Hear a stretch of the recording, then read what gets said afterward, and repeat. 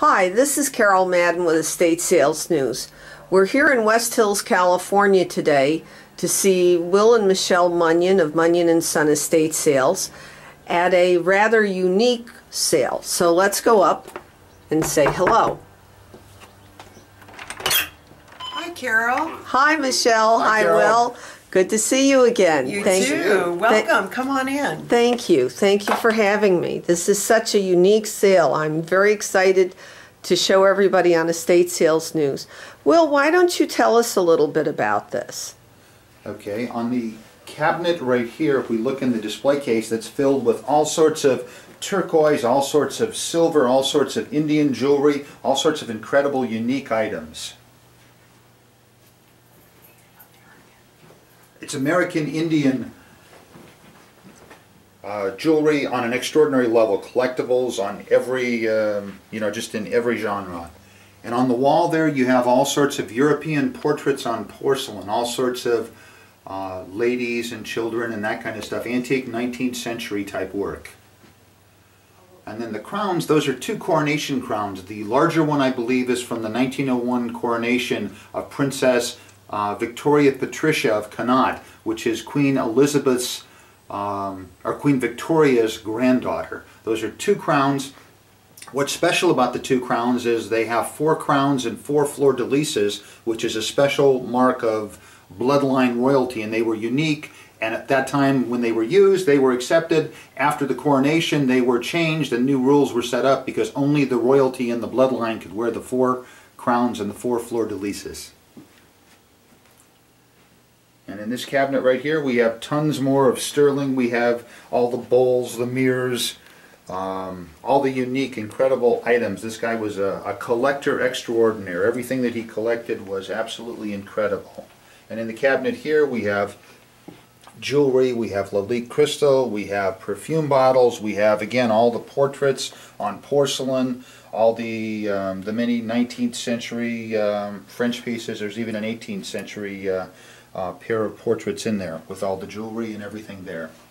And here we have artwork on the walls. The house is filled with all sorts of artwork. There's, on the far right, there's a portrait that it's after Raphael. I believe it's a German porcelain piece of artwork. Absolutely incredible, after Raphael. And then you have trunks of campaign buttons and all sorts of American memorabilia there, political memorabilia. You have rose famille lights, all sorts of crystal. You have an antique marble bust from the 19th century, and the artist, I believe, is Bergi, B-E-R-J-I. An incredible, wonderful, detailed piece in excellent condition. You have all these rose famille lamps and the giant urns. You have all sorts of English dogs. You have some artwork there. You have a Picasso, I believe. I think it's a Renoir beside it. You have a Giuseppe Caldanasso painting, a California artist, and his work goes for something like as much as $20-some thousand. You have some dollies on the wall over here, marble, and again some California painting. And you also have a Steuben vase that was converted into a lamp. It's that iridescent, beautiful look. Incredible Steuben.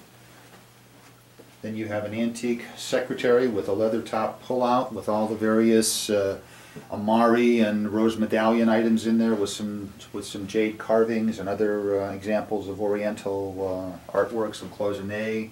You have a desk set, you have cinnabar, you have all those things. You have antique French pictures there, and here you have an English, it's a bar chest. It's incredible, absolutely 19th century, and it's filled with all the decors and all that. It was a liquor cabinet for having a portable party somewhere. And then we have some incredible paintings here by Son. It's a pair of paintings that were done early 19th or mid 19th century, I believe. It was J. Williamson, an English painter, an American. Those are examples of from Napoleon's campaign. Those are posters. I believe it's Pelican. Or Pelerin. We have about 6 of those, all the various campaign memorabilia pieces. Incredible silver tea service. It's sterling, and I believe it's priced at about $6,500. It's absolutely beautiful. and that's 19th century too. You have all the crystal vases and everything that goes with it. And then you have more American brilliant than you can shake a stick at. We have a table full of it. We have a Picasso bowl right there. It's a Picasso dove, I believe it is. And you have silver plate candelabras, all sorts of American brilliant crystal. And you have in Waterford, and I believe that's a German or a Bavarian China service there on the top. You have, there's probably half a dozen China services here. You have every kind of crystal bowl you can imagine. You have a collection of spoons. Most of those are all sterling collector spoons. Absolutely an incredible collection. This is a small portion of what this gentleman collected. And then you have a cabinet filled with all sorts of glassware and all sorts of, it's Victorian glassware, all sorts of decanters, all sorts of just incredible, you have a bear collection, you have American Indian artwork, all sorts of Hopi and all sorts of things like that. You have Alaskan poles, you have Venetian glass, all sorts of, you have a whole service of glasses and dishes and all those types of things. You have candelabras and candlestick holders.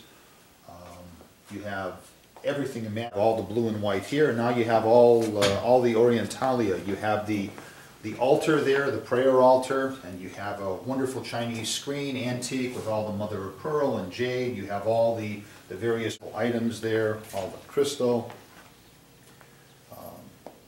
the art glass, the plates, the plaques, the lalique. And you have all sorts of pottery and all sorts of unique oriental items further back on the back table there. And you have all sorts of American Indian dolls. You have all sorts of American Indian pottery in the very back corner on that shelf. And there's all sorts of very good collectibles back there on those shelves. You have Napoleon's. Those are Napoleon campaign posters. I believe the artist was Pelican, is what I think it was. Pellerin was the printer.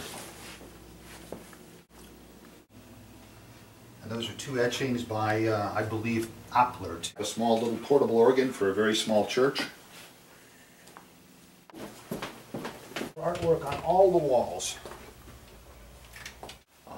You have all those wood blocks and wood cuts. All the oriental items. You have the, I believe it's a painting on silk over there. Yeah, there's artwork by Sister Carita here. You have California artists here. You have all sorts of watercolors. You have all sorts of unique, one-of-a-kind paintings. This is an opportunity to buy some great art, some hidden gems. You have Indian baskets. There's a certain amount of rugs and that kind of stuff that'll be here at the sale. It's a work in progress. We're still working on determining what's all going to be here. You have all sorts of American Indian, those are prints, I believe, from the 1830s. A number of prints from, I can't recall the name of the printer, but 1830s, 1840s, absolutely incredible American history works.